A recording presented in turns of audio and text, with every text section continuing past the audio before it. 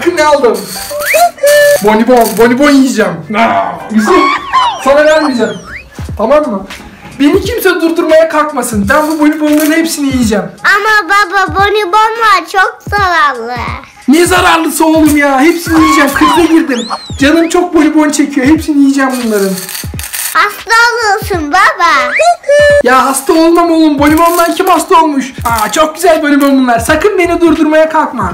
Annen de durdurmaya kalkmasın. Siz de durdurmaya kalkmayın. Bunların hepsini yiyeceğim ben. Döküldü ki. Döküldü ki. Döküldü mü? Onu da yiyeceğim. Yeme baba yeme. İşte. Bunu da yiyeceğim. Yeme baba hasta olursun. Hasta olmam. Hepsini bitireceğim. Bak şimdi nasıl yiyorum bak. Hepsini döktün. Hepsini yiyeceğim. Hayır.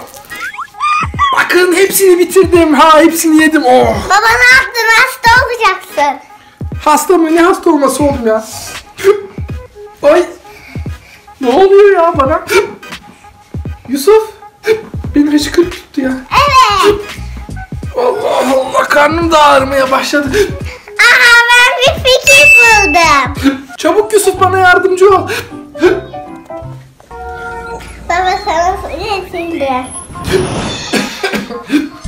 Teşekkür ederim oğlum. Hıçkırığım geçsin diye mi? Bir bakalım geçecek mi?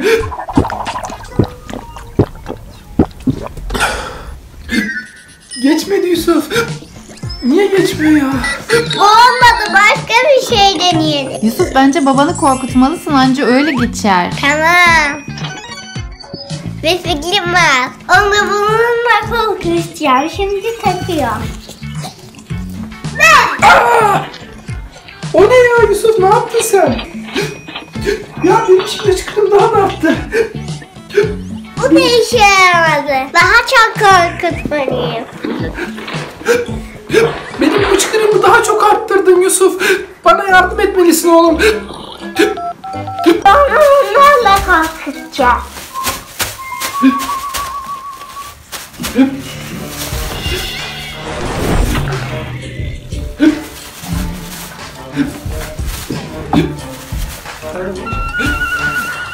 Ay ya Yusuf, bana yardımcı olmalısın.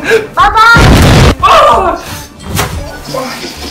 Ay çok korktum ama sanırım hıçkırığım geçti ya Yusuf. Gel bakalım, çok teşekkür ederim oğlum ya. Senin sayende hıçkırığım geçti. Teşekkür ederim oğlum. Sen çok iyi bir oğulsun. Bana yardımcı oldun. Tamam.